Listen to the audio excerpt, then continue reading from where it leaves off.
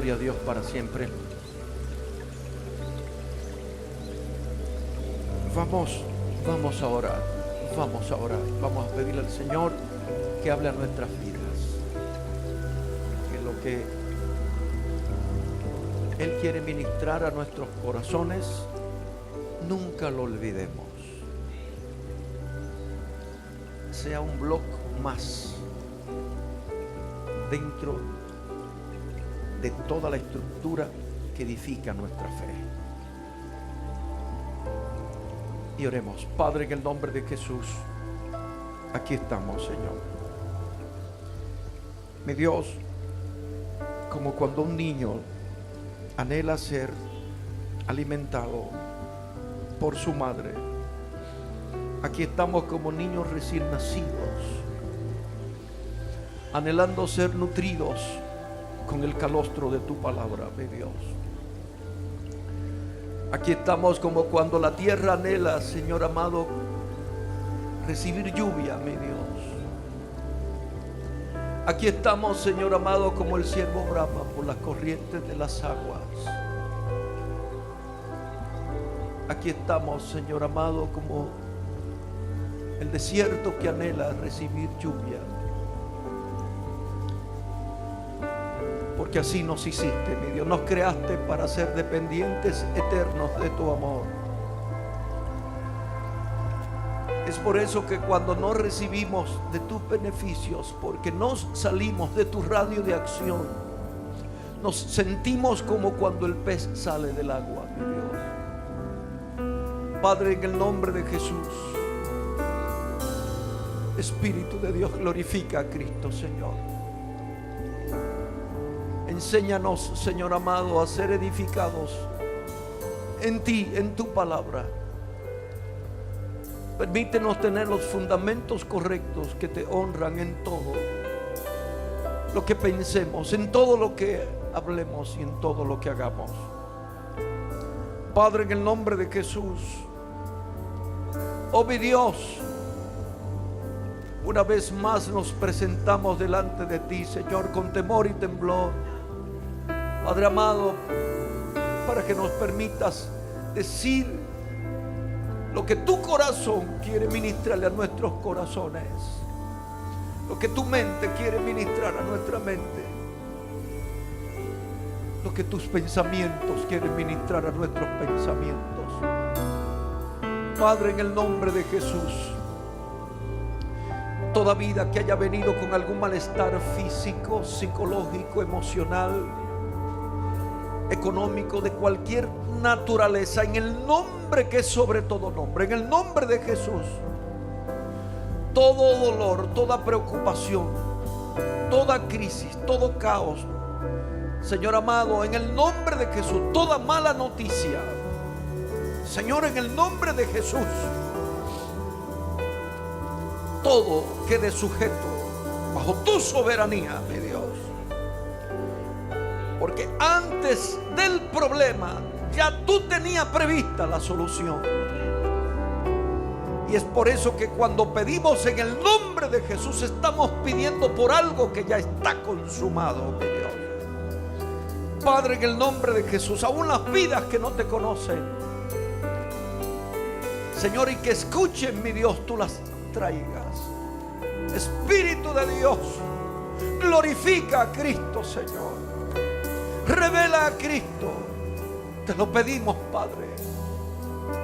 Padre amado, en el nombre de Jesús. Y una vez más, te pedimos, Señor, que toda la riqueza de tu palabra, toda la sustancia de tu palabra, todo el sazón de tu palabra, todo el calostro de tu palabra, toda la unción de tu palabra, tú la derrames en nuestros corazones, en nuestros sentidos, en nuestra alma, en nuestro espíritu, aún en los tuétanos de nuestros huesos.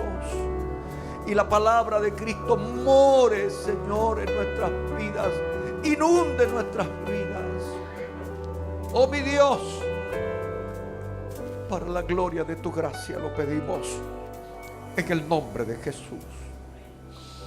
En el nombre de Jesús. Amén. Y amén. Gloria a Dios para siempre. Salmos capítulo 11, versículo 3. Gloria a Dios para siempre.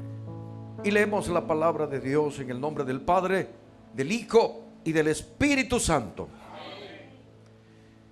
Si fueran destruidos los fundamentos, ¿a dónde irá a parar el justo? Vuelvo y leo. Si fueran destruidos los fundamentos, ¿a dónde irá a parar el justo? Pueden sentarse, mis hermanos. Gloria a Dios para siempre. Santo el Cordero de Dios. Bien, mis hermanos, nosotros hoy queremos, en el nombre de Jesús, reflexionar sobre un tema. Este tema se titula Muros y Fundamentos. Diga conmigo, ¿cómo? Muros y fundamentos. ¿Cómo?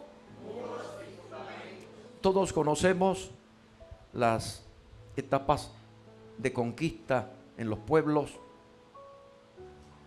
y cómo las ciudades, una vez eran edificadas, alrededor de ellas se construían muros, murallas. ¿Por qué? Porque los fundamentos debían ser protegidos. Los fundamentos debían ser defendidos. Los fundamentos debían tener un vallado que le permitiera al enemigo comprender que lo que estaba guardado detrás de esos muros tenía valor. Que lo que estaba detrás de esos muros tenía precio. Que lo que estaba guardado detrás de esos muros iba a ser defendido. Y por eso es que ustedes notan que aún hoy en día ninguna empresa se le ocurre establecerse si primero no piensa en contratar vigilantes. ¿Sí o no? ¿Sí o no? ¿Verdad? Y las más modernas, ¿qué hacen? Tienen cámaras, ¿verdad? Tienen drones, cámaras infrarrojas que pueden percibir los movimientos y activarse en el mínimo movimiento que pueda haber en una de las puertas de acceso, ¿verdad? A donde están las oficinas o están los equipos valiosos. Esta mañana, en el nombre de Jesús, vuelvo y repito, quiero que centremos nuestra atención en muros y fundamentos. ¿Cómo fue que dije? Muros y fundamentos. Amén. ¿Qué hacemos cuando termina el culto? Cerramos los fortines, porque aquí dentro hay cosas de valor. Si los dejamos abiertos, ¿qué va a pasar? ¿Qué es lo más normal que pase? Y si los ladrones que no están por eso, cuando ven los fortines abiertos y observan cosas de valor aquí dentro, nuestro descuido los pone en eso. Es por eso que cuando la casa está desocupada, bien barridita y bien vacía, pero no tiene ningún tipo de muro, ¿qué hace el espíritu, el demonio que salió? ¿Qué hace?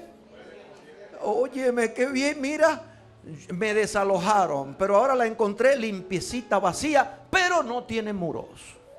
Déjame buscar 7 más, por si acaso este tipo quiere hacerme frente para doblegarlo y tumbarle el pulso. El que tenga oído para oír, entienda lo que el Espíritu Santo quiere decirle a la iglesia. ¿Cuántos adoran al Señor? Yo quiero, en el nombre de Jesús, y siempre se lo he dicho, yo no soy predicador, me gusta enseñar mientras ministro la palabra de Dios, para que seamos puntuales en observar el consejo de Dios y en abrazarlo, para que podamos identificar, gloria al Señor, cuáles son los fundamentos ¿Y por qué necesitamos tener muros? ¿Adoran al Señor? La palabra que acabamos de leer en Salmos 11, versículo 13, la primera parte dice: si fueren destruidos los fundamentos. La primera palabra que nos llama la atención es destruir. ¿Qué significa destruir? ¿Cuál era el concepto que tenía un judío cuando mencionaban la palabra destrucción? La palabra destruir, el verbo destruir, viene del hebreo arás, con H, ¿verdad? Arás. ¿Recuerdan ustedes lo que nos dicen las escrituras en Proverbios 14:1? Dice: la mujer sabia edifica su casa, pero la necia la destruye con sus manos. Cuando los israelitas tenían acceso a esta información y podían ver qué significaba destruir algo, miren cuál era el concepto que ellos tenían. Destruir, del hebreo arás, significa sacar algo de raíz y tirarlo hacia abajo con el propósito de arruinarlo, derribarlo y desmoronarlo, para convertir en ruinas lo que era antes un edificio bien estructurado, para convertir en desierto lo que antes era un huerto, para convertir en algo vulgar lo que antes tenía dignidad, para convertir en basura lo que antes tenía valor, para convertir en despreciable lo que antes poseía hermosura, para convertir en polvo lo que antes era una roca, para convertir en cenizas lo que antes era un muro,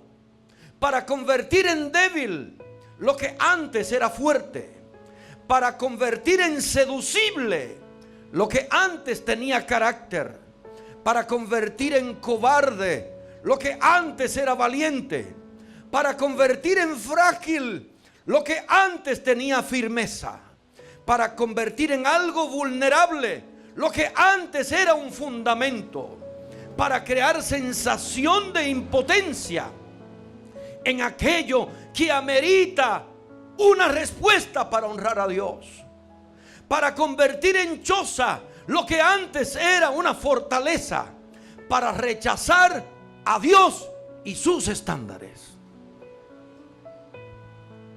Oiga, ¿cuál era la mentalidad de ellos cuando se mencionaba la palabra destruir? Cuando ellos escuchaban que los enemigos querían destruirlos, tenían una noción correcta de todo lo que ellos pretendían hacer.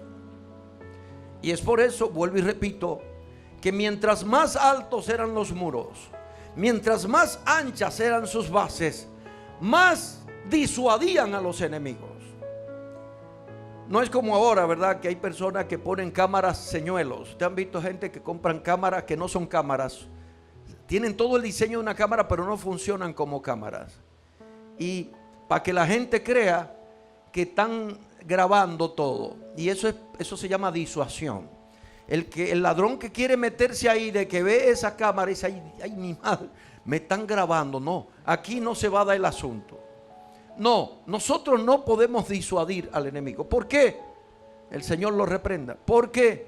Porque los enemigos perciben tu dignidad como hijo, tu dignidad como hija. Es por eso que no es la palabra bonita que tú emitas, ni son los términos que tú apliques cuando vas a enfrentar al enemigo. Es la dignidad que tiene tu vida delante de la presencia de Dios lo que le hace ver a ellos que contigo nadie se puede meter. ¿Cuántos adoran al Señor? Es el peso que tiene tu vida como hijo e hija de Dios, que no deja que el enemigo te vea como una presa fácil. El problema del enemigo no es atacarnos. No.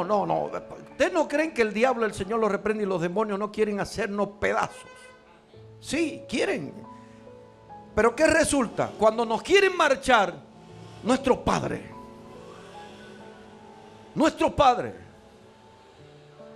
nos defiende. ¿Por qué? Porque confesamos a Cristo como Señor, y esa sangre preciosa, gloria a Dios, gloria a Dios. Entonces, ¿qué amerita las cosas de valor que tú tienes? Que sean protegidas. ¿Cómo se titula el tema que comenzamos a desarrollar? ¿Cómo es? ¿Cómo? Gloria a Dios para siempre. El diablo no te va a derribar porque vea, o sea, él no se intimida porque tú seas un hombre de ayuno. No. Jesucristo estaba ayunando. ¿Eso impidió que el diablo fuera a tentarlo? No. ¿Sabe qué fue lo que atrajo a Satanás? El Señor lo reprenda, para tentar a Jesús. Querer inventar con la posición de hijo de Jesús. Por eso es que ustedes notan la constante. Si tú eres hijo de Dios, convierte esa piedra en pan. Si tú eres hijo de Dios, tírate de allá arriba. Si tú eres hijo de Dios, tú no estuvieras en un desierto. Mira cómo todas estas ciudades y todos estos reinos se me han dado para yo dárselo a aquel que me adore. Recuerden la constante en la tentación de Satanás a través de los escribas, de los fariseos, de los sacerdotes, de los saduceos y de los herodianos. Cuando Cristo está en la cruz, si tú eres hijo de Dios, desciende de allá. Fíjense qué posición es la que el diablo intenta. Entonces, fíjense qué posición necesita tener. Muros. ¿Cuántos adoran al Señor?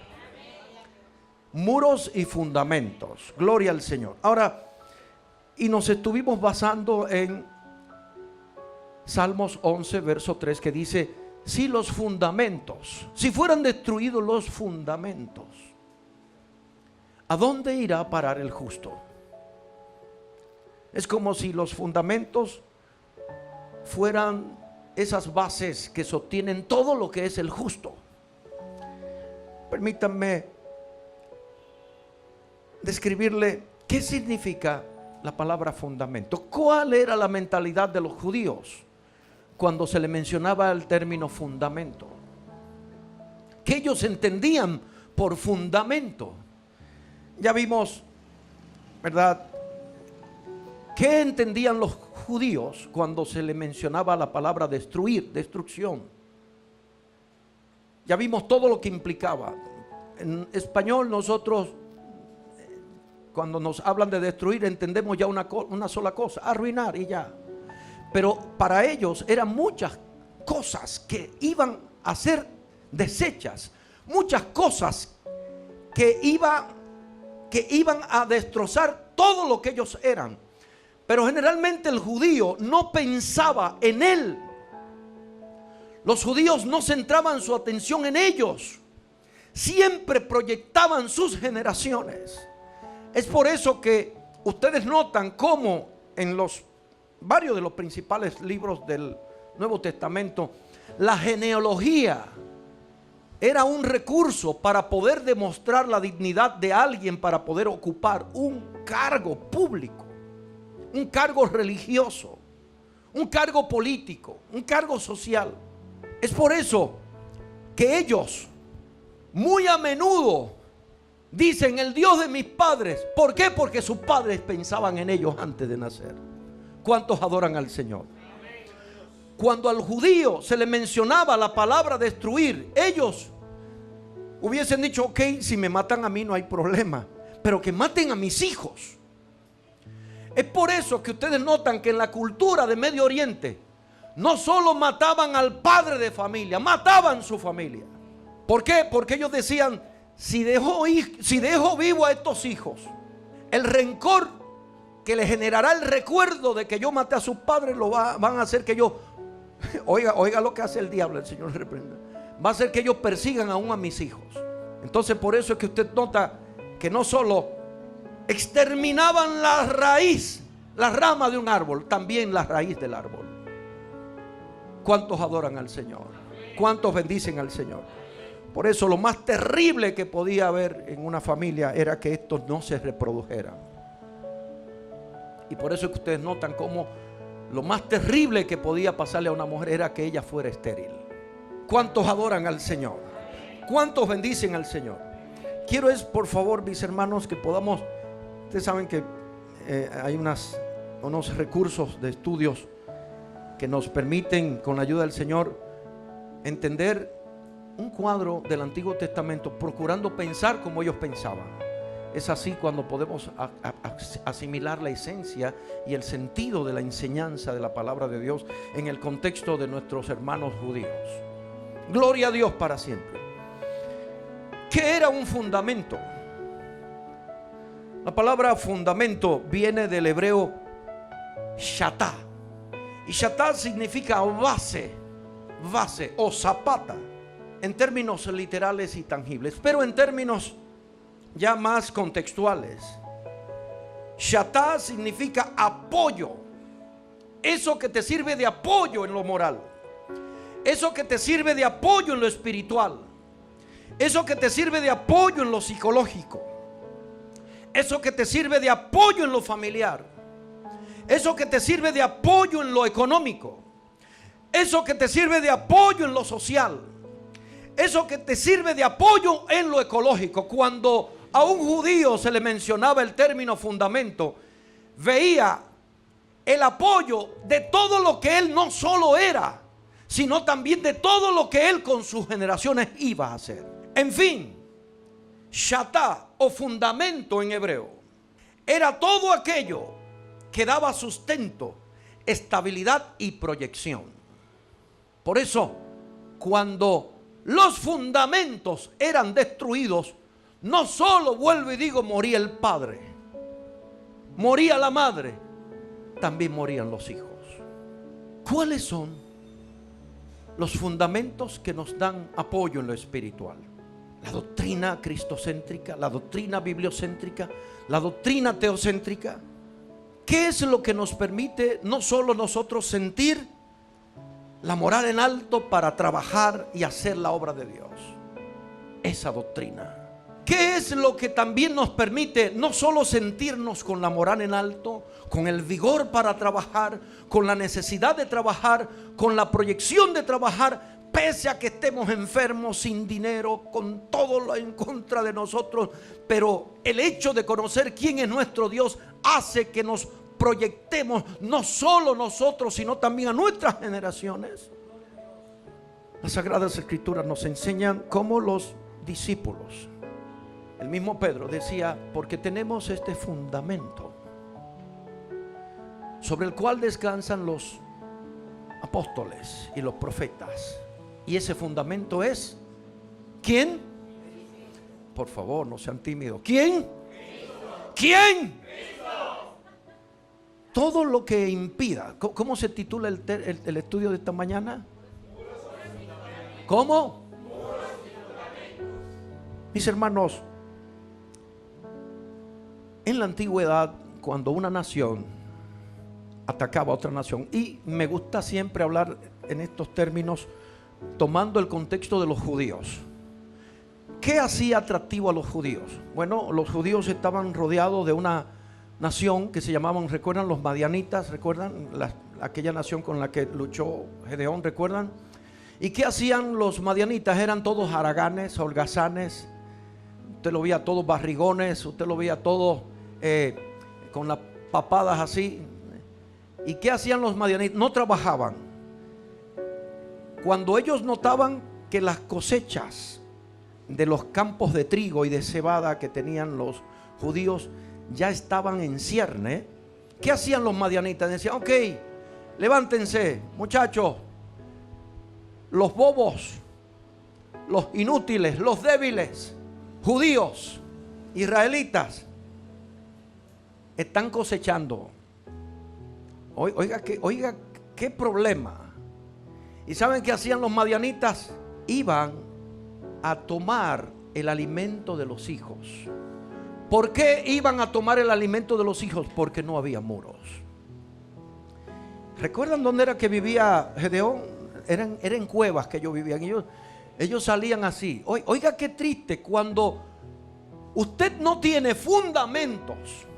Usted, en vez de vivir como un hijo, vive como un esclavo. En vez de usted hacer huir al enemigo, es el enemigo quien lo hace huir a usted. En vez de usted intimidar al enemigo, es el enemigo el que hace que usted viva intimidado. ¿No han visto gente que dice: ay no, yo no puedo orar duro porque el diablo me oye y después? ¿No han visto gente que dice: no, es que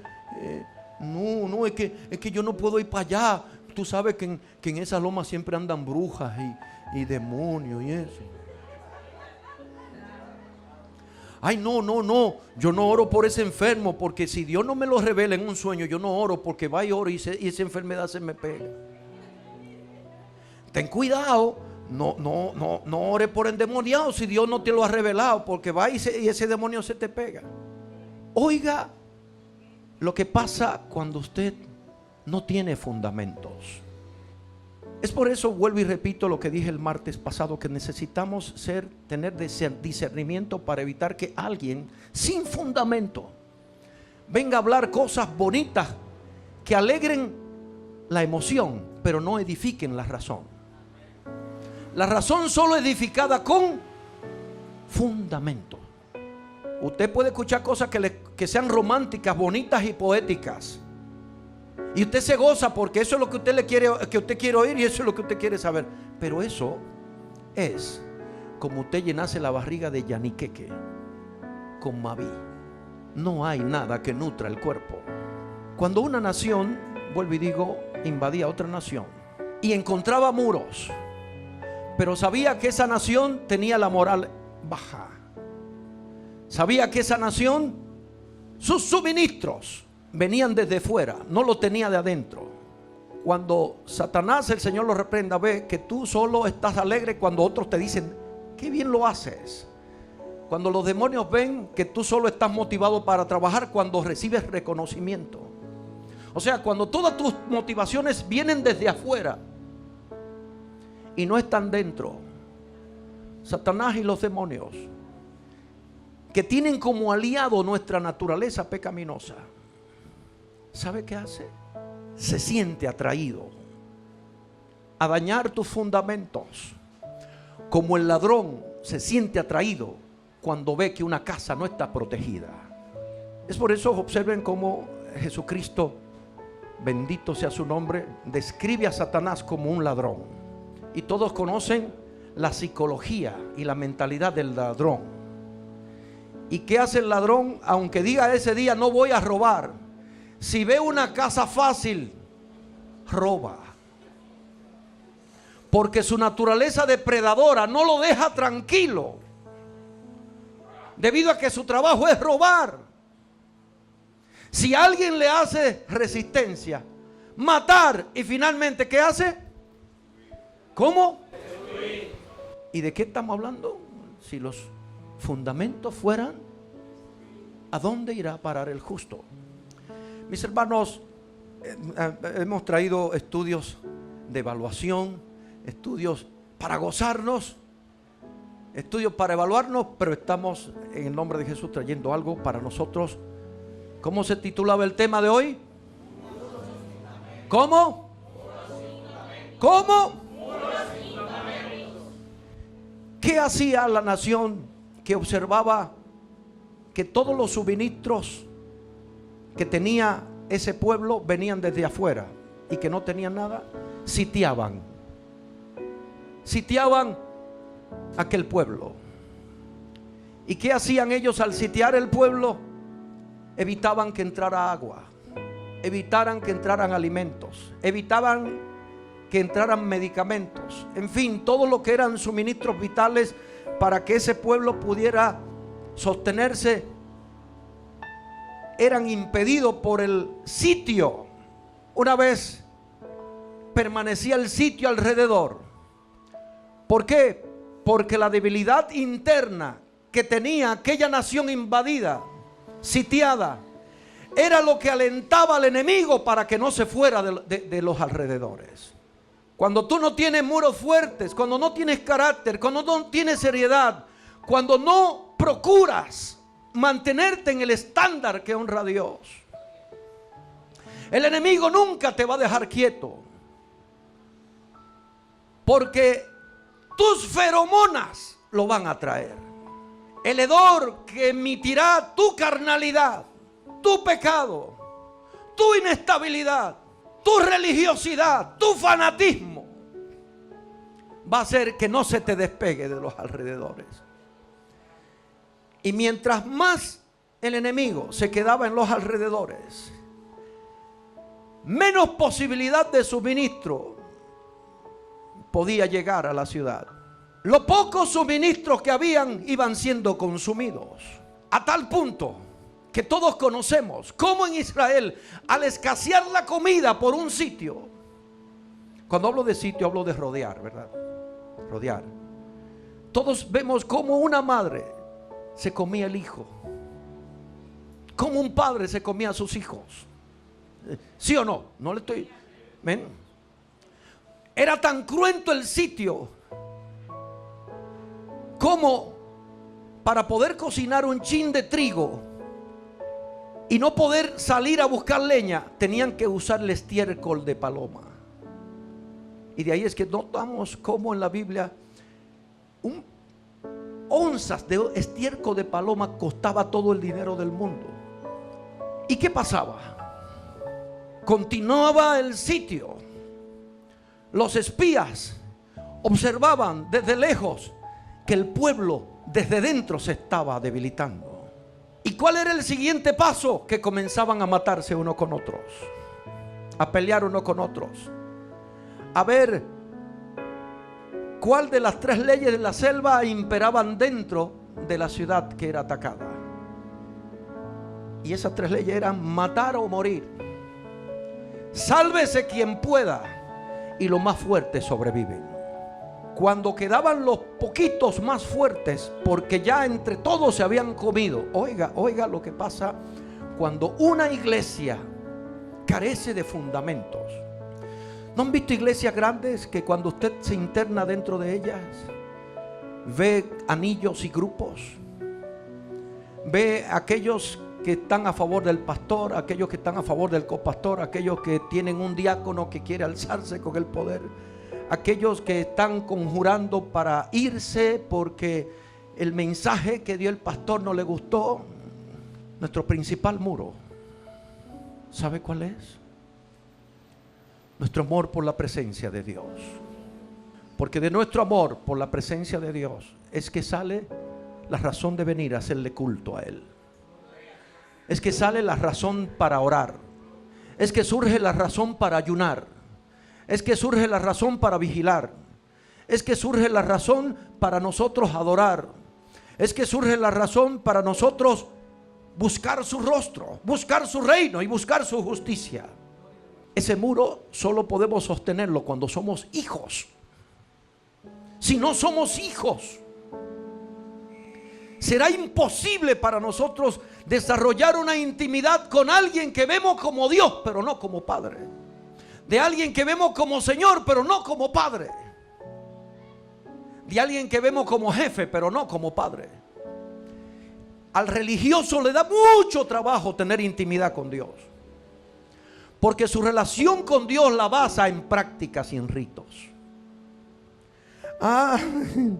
Yo voy a cantar el himno número 100 y estoy acostumbrado a cantar el himno número 100.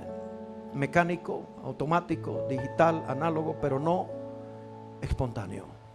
Voy a predicar porque estoy acostumbrado, si no me caliento con el pastor. En fin, fíjense cómo el religioso le da trabajo. Por eso es que a mí me irrita, perdone que digo esto, cuando hablo que algo me irrita, estoy hablando como en el contexto de Jesucristo, cuando tuvo celo por la casa de Dios al ver cómo el lugar de adoración, el lugar de sacrificio, el lugar donde la gente se conectaba con la gloria de Dios, el lugar donde la gente adoraba y bendecía, donde la gente agradecía, donde la gente iba a cargar sus baterías espirituales, donde la gente iba a llenar sus tanques y sus depósitos con los recursos de la gracia de Dios, había sido convertido en un lugar de ritos, en un lugar de tradición, en un comercio, en un mercado, en un mall. ¿Cuántos adoran al Señor? ¿Por qué? Porque cayeron los fundamentos. ¿Y qué pasaba?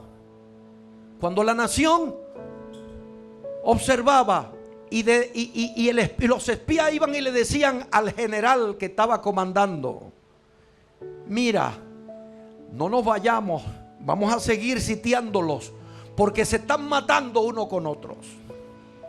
¿Saben qué hacía? Al ver que desde dentro había poca resistencia porque ellos estaban divididos, ¿sabe qué era lo primero que hacían ellos? Que quemaban la puerta de la ciudad. ¿Cuál es la puerta de tu vida? Tu forma de pensar. La puerta que te enseña cómo hablar, cómo actuar, cómo vivir, comienza en tu forma de pensar. Es por eso que el arrepentimiento viene de la palabra metanoia. Y el arrepentimiento es la primera actitud del ser humano para reconocer a Cristo como Señor. Y metanoia significa cambio de mente, cambio en tu forma de pensar. ¿Por qué? Gloria a Dios para siempre. ¿Cuál es la puerta de tu cuerpo, de tus sentidos, de tu espíritu, de tu alma? Tú, nuestra. Vuelvo y digo, por eso en el arrepentimiento, que significa, viene del término griego metanoia, el Espíritu Santo, cuando confesamos a Cristo y creemos en Cristo como nuestro Señor, la primera parte de nuestro espíritu, el espíritu que es nuestra mente, el Espíritu Santo la sanea, la higieniza, la organiza, la estructura, la resetea, le quita todos esos virus y todas esas basuras que eran las que no nos dejaban a nosotros tener un servidor, ¿verdad?, funcionando normalmente. Y el Señor, al poner nuestro disco duro, ¿verdad?, en reseteado, ya desde cero, comienza a descargar todas las aplicaciones que honran a Dios. ¿Cuántos adoran al Señor? El que tenga oído para oír, que oiga. Amén. Adoran al Señor. Entonces, ya destruida la puerta, ¿recuerdan lo que el Señor dijo? Que el infierno no prevalecerá. Las puertas del infierno no prevalecerán contra la iglesia de Cristo. ¿Por qué? Porque la puerta era lo más débil que tenía una ciudad. Y lo más débil que tiene el diablo, el Señor lo reprenda, no logrará prevalecer contra la iglesia de Cristo. Ni lo más fuerte. ¿Por qué? Porque Cristo es el dueño de la iglesia. Y para pasarle algo a la iglesia tiene que primero pasar por el cadáver del dueño. Y como nuestro dueño no es un cadáver porque Él resucitó, el triunfo está garantizado. Gloria a Dios para siempre. Consumado es. Gloria a Dios. Aleluya. Santo el Cordero de Dios. Pero ¿qué pasaba cuando la puerta era quemada? El general inmediatamente pasaba a destruir todos los accesos a la ciudad, derribando los muros. Los muros, derribando los muros. Y es por eso que ustedes notan cómo cuando una nación atacaba a otra con rabia, derribaba piedra sobre piedra. Era como alguien que no solo, vuelvo y digo, no solo se encargaba de romperle las ramas al árbol, sino sacarlo de raíz. Y una vez derribados los muros, oiga, una vez quemada la puerta, una vez derribados los muros, iban a cazar persona por persona. Buscaban el rey de la ciudad. Y delante del pueblo que era cautivo, agarraban al rey y le decían: mira por última vez a la gente que tú gobernabas. Y le sacaban los ojos. No solo para humillarlo, sino para que todos aquellos que vieran quién se atrevió a hacerle oposición al enemigo, vivieran eternamente intimidados. Y una vez mataban al rey, una vez mataban a todos los que podían quedar vivos después de haberse ellos mismos dividido, pasaban a derribar las casas. ¿Qué hace el diablo? El Señor lo reprenda. Quiere mantener dividida tu familia. Quiere mantener tu familia distanciada. Quiere hacer que tú seas infiel a tu esposa, que tú seas infiel a tu esposo. Quiere hacer que tú veas a tu esposo como un rival y que el esposo te vea a ti como una rival. Quiere sembrar discordias entre ustedes. Quiere sembrar un ambiente donde tú estés incapacitado para poder suministrar figura paterna y donde tú estés incapacitada para tú poder suministrar figura materna. En fin, todo lo que era la casa era demolido, pero no se quedaba ahí. ¿Saben qué hacían los enemigos? Después de tumbar el zinc, después de tumbar las tablas, después de derribar todo lo que quedaba de la casa, se iban a la zapata, se iban a los fundamentos. ¿Para qué? Para que si alguien quedaba vivo después de esa destrucción y un día osara pasar por el lugar donde una vez vivió, se diera cuenta que todo lo que era fundamento estaba desaparecido. Es por eso que en la antigüedad, después de desbatar una ciudad, quemaban sus fundamentos, araban todo el territorio invadido y por último le tiraban sal para que ni siquiera nacieran árboles. Les estoy describiendo lo que un judío entendía cuando le decían: te van a destruir, te quieren destruir. ¿Y usted cree que la iglesia de Cristo escapa a esa realidad? ¿Cómo se titulaba el estudio de esta mañana? Por último, el tema dice: si fueran destruidos. Ya tienen una idea de lo que es destrucción, ¿verdad? Los fundamentos, ya tienen una idea de lo que es fundamento. Del justo. ¿Quién es el justo? ¿Quién es realmente el justo? ¿Quién es el justo? El término justo viene de la expresión hebrea sadik. Cuando utilizo esto no es porque sea hebreo, no, sino es para describirles cómo esta palabra fue escrita originalmente y ver qué era lo que pensaba el judío cuando le hablaban de destrucción, cuando le hablaban de fundamento y cuando le hablaban de alguien que era justo. ¿Qué era un justo? Oiga, cuando a un judío se le decía: Noé es justo, Daniel es justo, Antonio es justo, Carlito es justo, Pablo es justo, Chacho es justo, Juan es justo, Milagros es justa, Ingrid es justa, Ana. ¿Qué era lo que le llegaba a la mente cuando describían a una persona señalada como justa? Alguien con integridad y pureza moral, que procura en su forma de pensar, en su forma de hablar y en su forma de actuar ser recto por la posición que ocupa como hijo de Dios, que tiene muy pendiente los estándares de su Padre. No somos justos porque alguien lo diga, somos justos porque al confesar el señorío de Cristo sobre nuestras vidas, su justicia nos fue asignada, nos fue imputada. Es por eso que, justificado pues por la fe, tenemos gracia para con Dios por medio de nuestro Señor Jesucristo. Mis hermanos, si fueran destruidos los fundamentos, ¿a dónde irá a parar el justo? Vamos a contextualizar esto.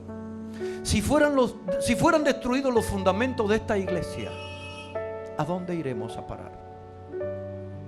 Tomando en cuenta quién es Dios, ¿usted cree que a Dios, para ser más llano, ¿usted cree que al Creador alguna criatura lo podrá arruinar?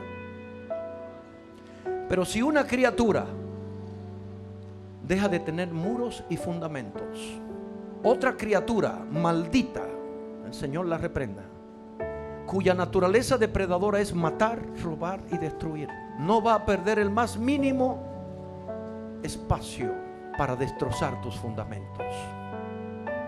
Y lo más desmoralizante que tenía un judío era ver que no existía nada donde había un edificio.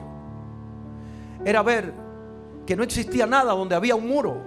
Era ver que no existía nada donde había una casa. Ven ustedes a lo que se arriesga una persona para descarriarse. Ven ustedes a lo que se arriesga una persona cuando coquetea con el pecado. Ven ustedes lo que pasa cuando una persona no toma en serio el ministerio, el don y el talento que Dios le ha confiado. Ven ustedes por qué Pablo dice: el que quiera estar firme, mire que no caiga. Porque si fueran destruidos los fundamentos, ¿a dónde iremos a parar? Si fuera destruido aquello que le da sustento a tu relación con Dios, si fuera destruido aquello que le da sustento a tu familia, que le da sustento a tu hogar, que le da sustento a tu matrimonio, si fuera destruido aquello que le da sustento a tu razón de ir a dar a conocer al Señor, a las escuelas, a las montañas, a los hospitales, a las cárceles en nuestra comunidad. Lo más sutil que destruye eso son las doctrinas de error. Y las doctrinas de error siempre se disfrazan de personas que aparentan tener gracia para sanar, gracia para hacer milagros, gracia para profetizar, gracia para revelarte cosas que te gusta oír, pero no ponen a Cristo como centro ni presentan la palabra de Dios como el estandarte constitucional básico y vital que nosotros debemos seguir.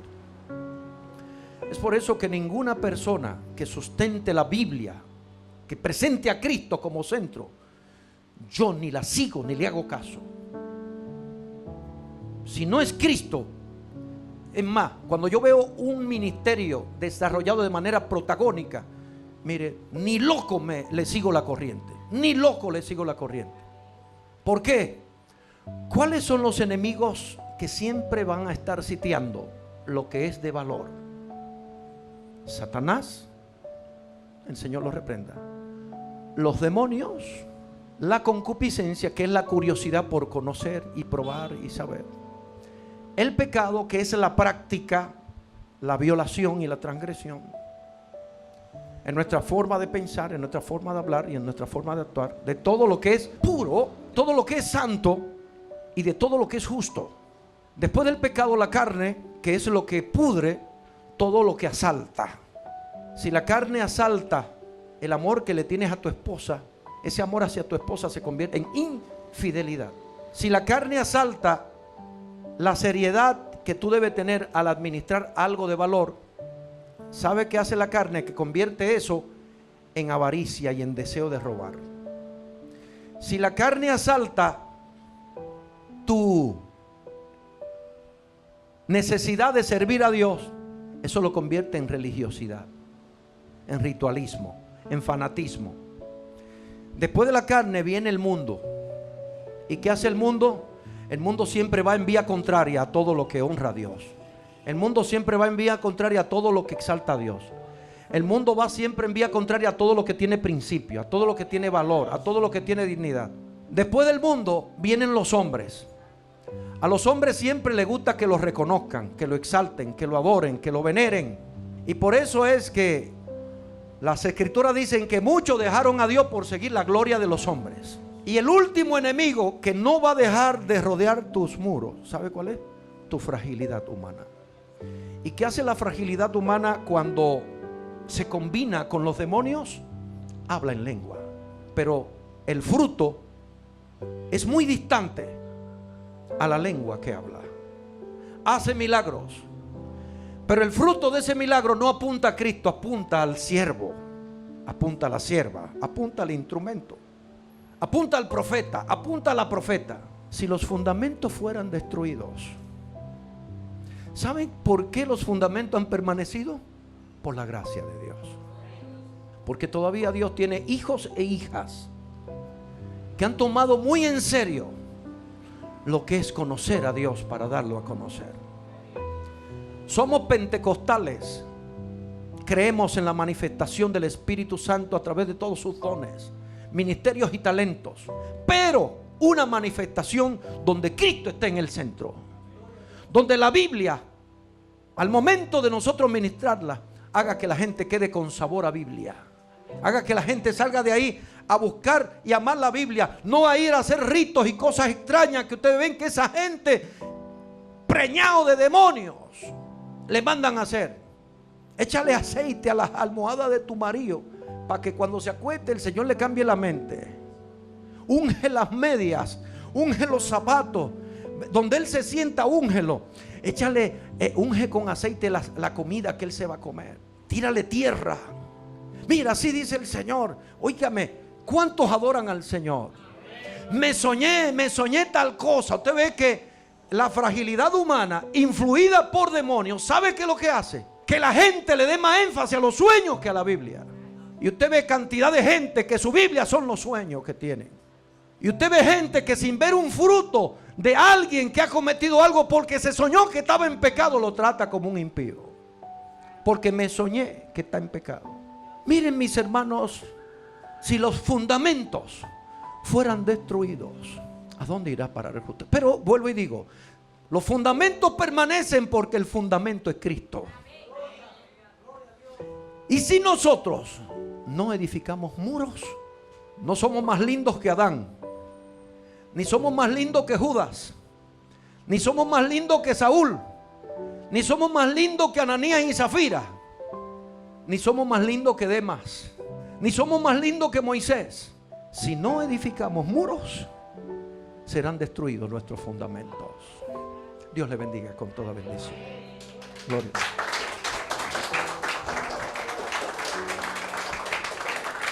Obviamente ministramos esto, mis hermanos, para que valoremos lo que tenemos, ¿verdad?